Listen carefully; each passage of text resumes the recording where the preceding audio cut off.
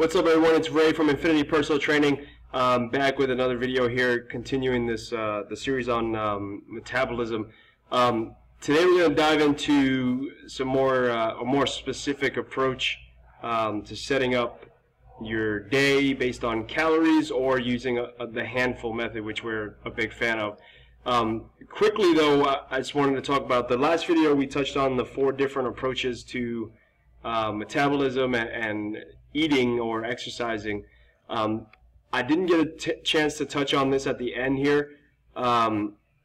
It's important to realize that you can't get impatient.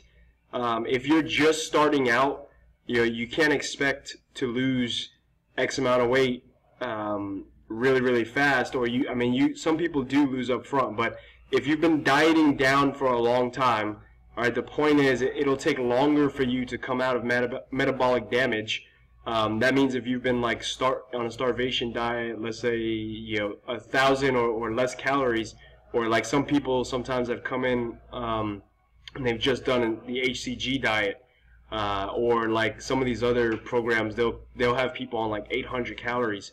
Your metabolic rate is going to be pretty slow, and it can take longer to come out of that. So you have to be patient.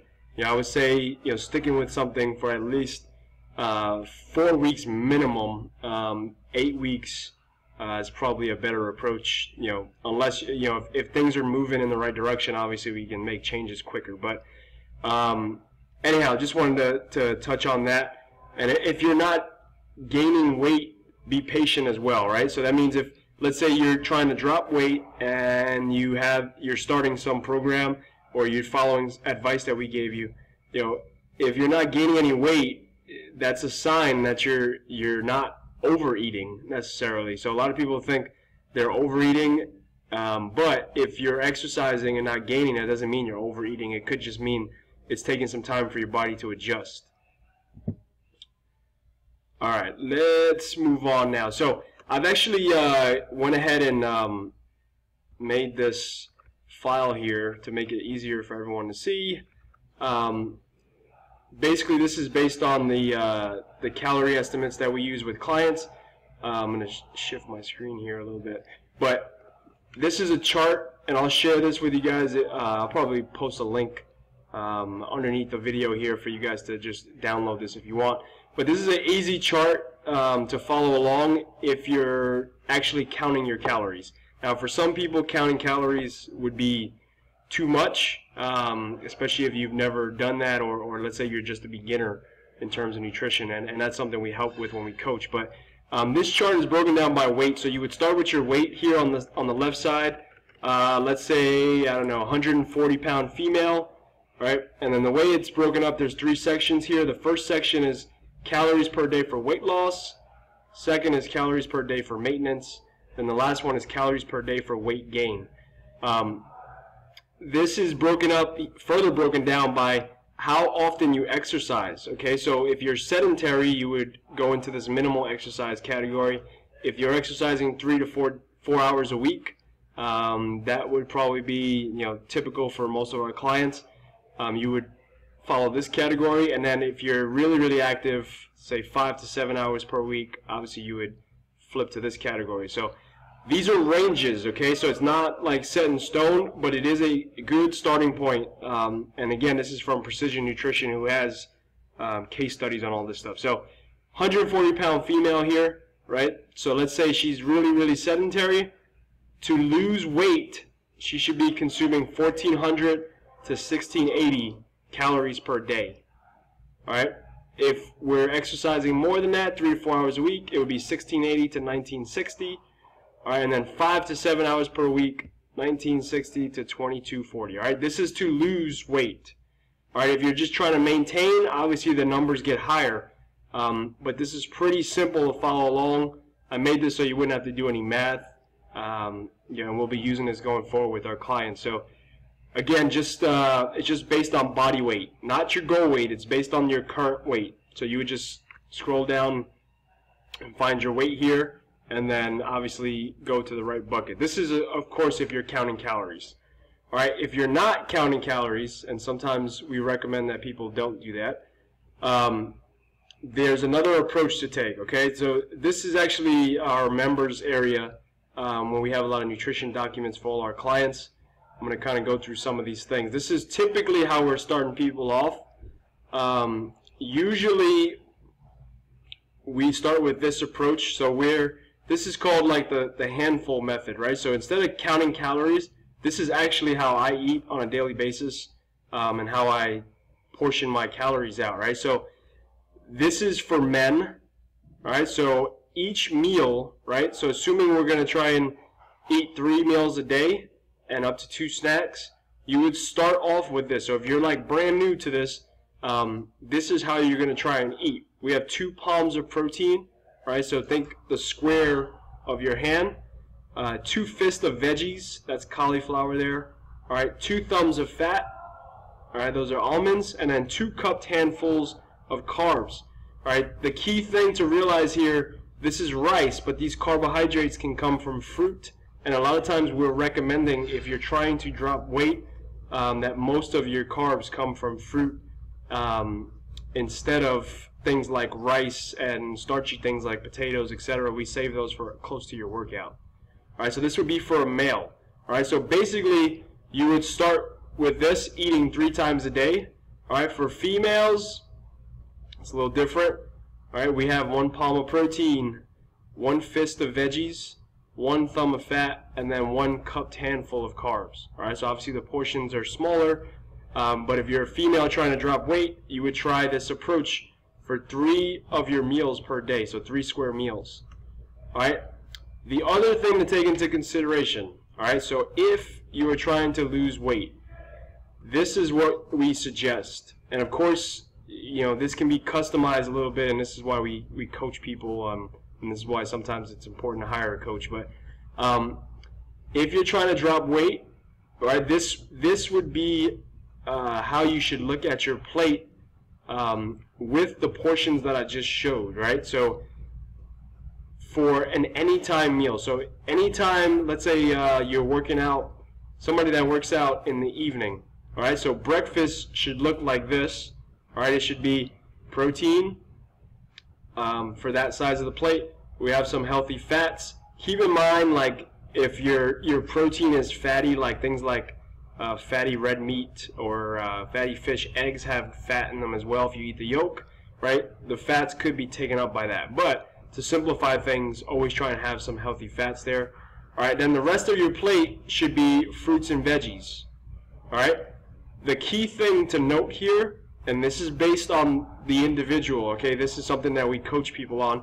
Fruit should be limited to fist-size servings, all right? The rest of the plate should be veggies, and then on a daily basis, it could be anywhere from a 5-to-1 to a 4-to-1 ratio of veggies to fruits per day. So what that means is, for every 5 servings of veggies, you would have 1 serving of fruit. For every 4 servings of veggies, 1 serving of fruit. It depends on the person and how much weight you have to lose. All right, so this is how you would eat, say, breakfast and lunch, assuming we're going to work out in the evening. And then in the evening, we're going to go to what's called a post-workout meal. Okay, so notice the difference. The main difference is we've got protein, we still have veggies and carbs, but we now have a serving of starchy carbohydrates. All right, so things like potatoes, pasta, rice, etc. Right? So this is where you include it after your workout. So basically this is called earning your carbs. All right, so the first 2 meals, fruits and veggies. The last meal, we can have some fruit and some of those other carbs that people tend to like more, like rice, pasta, potatoes, etc. Right? But the rest of the plate should look like this. All right, and then typically this is your largest meal of the day, right? Because it's post-workout. Right? This is the simplified approach to sort of setting up your diet. All right. If we want to dive more in depth, then we go into something called body typing. All right. So this is based on the individual. All right. So we have ectomorph, somebody with like a skinny, sort of lengthy or thinner body type. They usually keep weight off pretty easy. All right. Then we have mesomorph, right? Somebody in the middle. And then endomorph, people who tend to put on weight fast. All right, so notice the serving has changed here, because if we go back to, for men, it was two cupped handfuls of carbohydrates, 2 thumbs of fat, 2 fists of veggies, 2 palms of protein, right? Notice here, for an endomorph, somebody who puts on weight a lot easier, the carb portion has gone down to 1 cupped handful. All right, so that means 1 cupped handful of fruit, but the fat serving has gone up. All right, and then females, same thing, is cut down to half a cupped handful of carbs. And these would be your anytime meals, okay? I would still suggest following this guide here. So the first thing we went through, I would suggest following this for your post-workout meals no matter what. Okay, so if you're a female, you would still have a whole cupped handful of carbs post-workout. But if you want to get a little bit more customized and say you're an endomorph, you would increase your fat and decrease the carbs, because again, notice this says half a cup. Everything else stood the same. The only thing that changed was the carbs and the fats. All right, so people have been asking me, like, what is, like, how do you stay out of metabolic compensation? Right, so that's, what we've been talking about the last couple of videos. Okay, the key is to start with something like this. So basing your 3 meals per day like this, and then making your snacks, definitely including protein, right? But the thing is, if you should start with this, and then let's say you're not dropping weight, all right, and you're eating this way perfectly, most likely, and assuming you're not gaining any weight, okay, most likely I would actually suggest increasing your calorie intake instead of decreasing. Okay, because if you're eating this way and you're not gaining weight, it doesn't mean that you're overeating, right?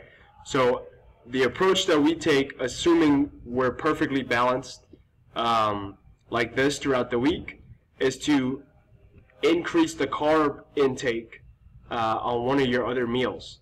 So let's say the female, those first 2 meals of the day, she was avoiding the starchy carbs throughout the day, right? But she's also having only a half cupped handful for those first 2 meals. I would suggest to somebody who's not dropping weight, the way to adjust things is start small. So instead of having half a cup of carbs at those first 2 meals, maybe at one of the meals per day. So at lunch, we increase it to 1 cup instead of half a cup. All right, and again, this is things like fruits and your veggies and non-starchy carbs. So that's kind of the basic approach to take to stay out of metabolic compensation. All right, the other thing we need to take into account is, where are you now? Because this approach isn't going to work if you're coming from like eating fast food 24/7, right? So that's when that's where we coach habit control, or like building habits. We'll start with like one thing at a time. Like maybe we just start with having protein at every meal, right? So I wouldn't suggest like going full on with this approach. This is really for somebody that's pretty well rounded already, and they're able to square their meals like this on a daily basis, right? That's where I would recommend, if you hit a wall, increasing the calories first and then seeing if we drop weight.